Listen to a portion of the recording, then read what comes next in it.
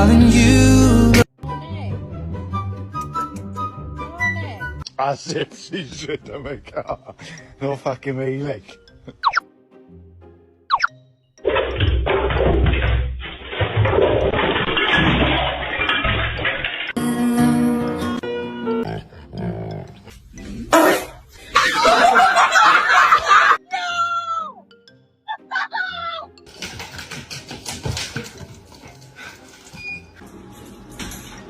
Oh my god!